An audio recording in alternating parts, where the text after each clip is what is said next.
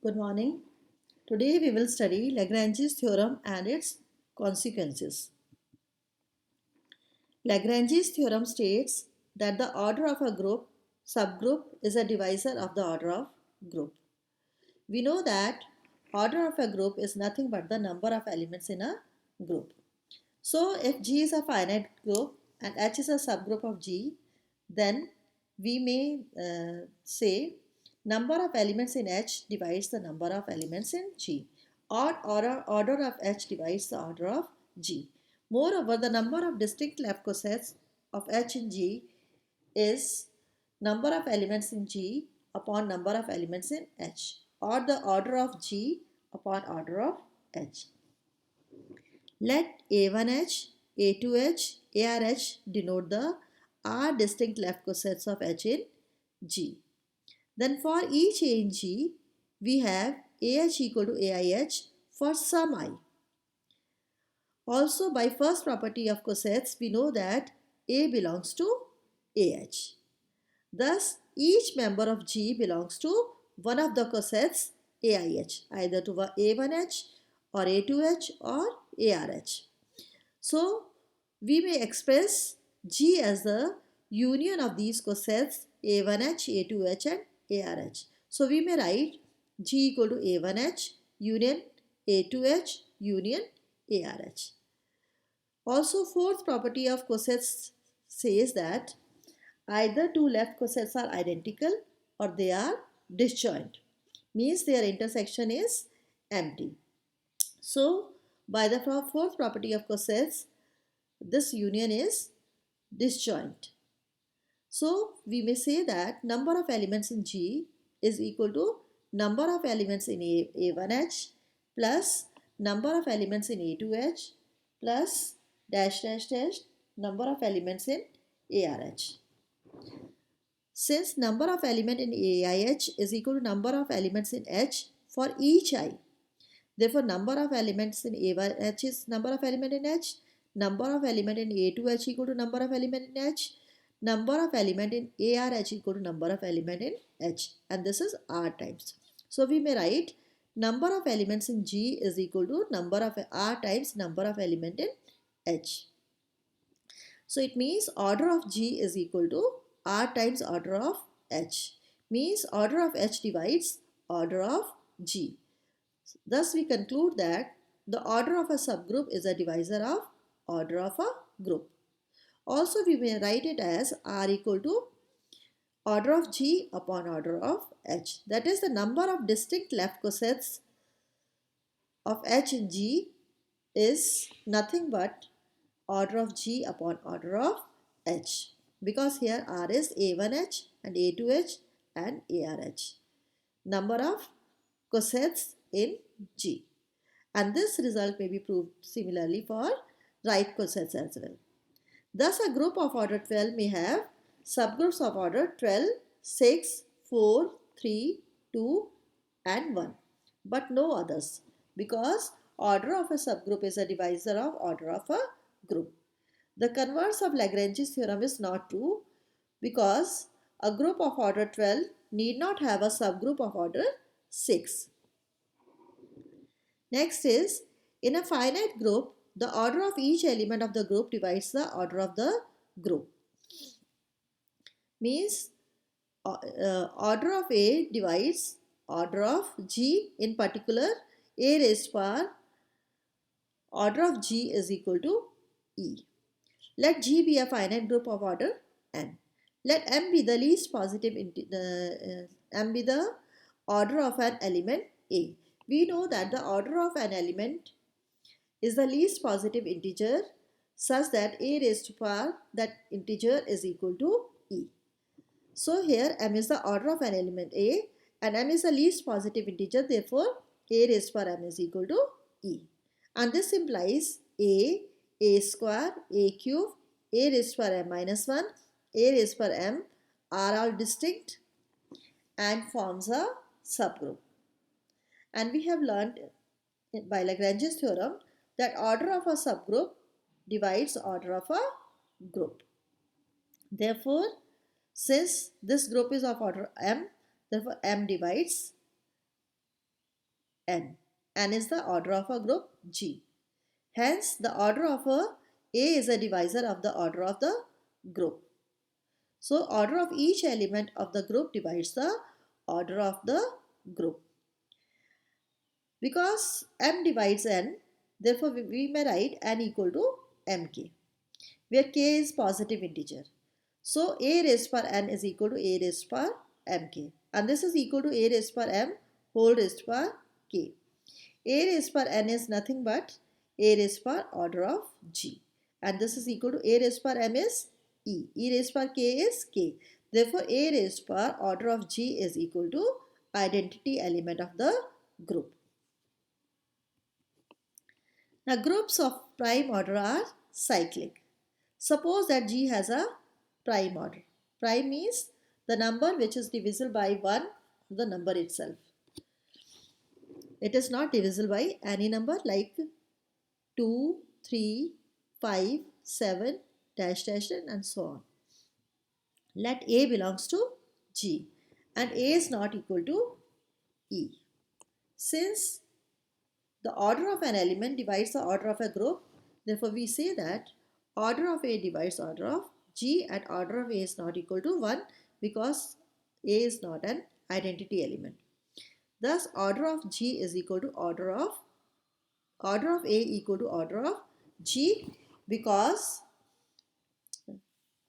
order of G is prime number and it is not divisible by any other number.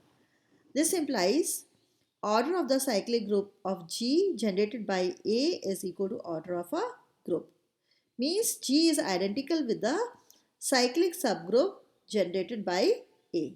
This implies G is cyclic. So we have shown group of prime order are cyclic. Now the Fermat's principle. Fermat's theorem states that for every integer A and every prime P, A raised power P is congruent to A mod P. We know that if A raised power P is congruent to A mod P, it means P minus A is divisible by P.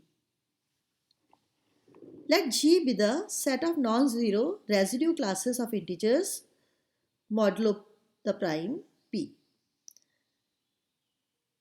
So, G is a group of order P minus 1 with respect to multiplication of residue classes. The identity element of this group is 1. Suppose P is a divisor of A because it is not necessary that P is a divisor of A.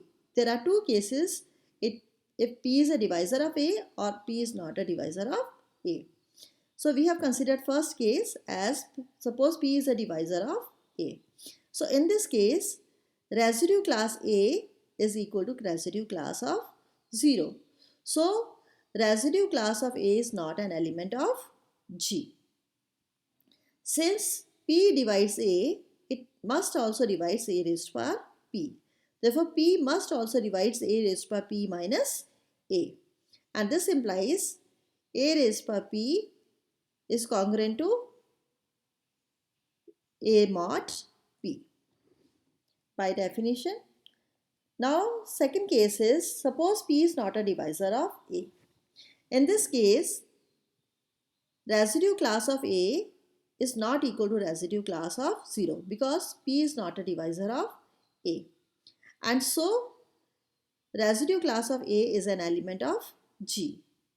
And we know that A raised power n equal to G means A raised power order of G is equal to E. Here, the residue class of A is the element of G and 1 is the unit element. Therefore, residue class of A raised power order of G is equal to residue class of 1 because this is the identity element and this is the element and this is the order of G. Order of G is nothing but P minus 1. Therefore, residue class of A raised to power P minus 1 is equal to residue class 1. And this is equal to residue class of A raised to power P minus 1 equal to residue class of 1. Because residue class of A raised to power P minus 1 may be written as a residue class of A raised to power P minus 1. This implies a raised to p minus 1 is congruent to 1 mod p. And this implies a raised to p minus 1 is divisible by p. And this implies if we multiply a raised to p minus 1 by a, then also it is divisible by p. And a into a raised to p minus 1 is nothing but a raised to p minus a, and this is also divisible by p. It means a raised to p is congruent to a mod p. Now the center of a group. We denote the center of a group by ZG. Actually, it comes from the German word for center is Zentrum. So the center ZG of a group, G is the subset of elements in G that commutes with every element of G. Remember this? It should commute with every element of G. So ZG is equal to the set of elements A belonging to G such that AX equal to XA for all X in G. Now we prove that center of a group G is a subgroup of G. Clearly, E belongs to ZG, so ZG is non-empty because E commutes with every element of G. EX is equal to XC is equal to E. Now suppose that A and B belongs to ZG and X belongs to G. So we may write AB into X as A into BX. And BX is equal to XB because elements of the ZG commute with every element of G. And by associativity, this is equal to AX into B. Also, AX is equal to XA because every element of ZG commute with element of G.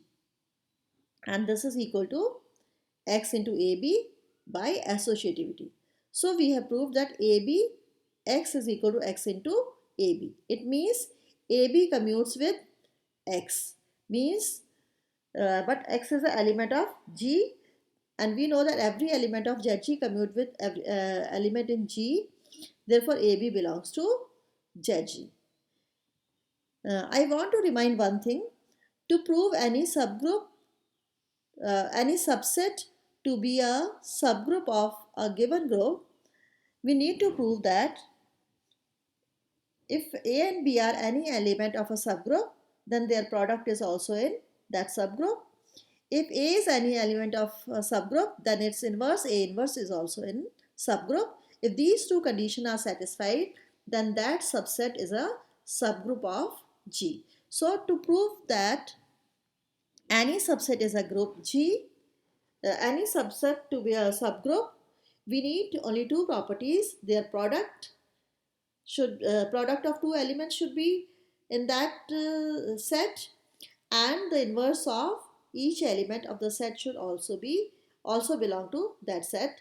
If these two conditions are satisfied, then that subset is a subgroup of a given group. So first we have proved that if A and B are elements of ZG, then AB, product of A and B, is also in ZG. Now we will prove that if A belongs to ZG, then A inverse also belongs to ZG. And A inverse will belong to ZG if it commutes with all the elements of X in G. So what we want to show is that A inverse X belongs to is equal to XA inverse. If we multiply both sides of this, if we multiply on the left and right of this equation, AX equal to XA, then we get this inequality.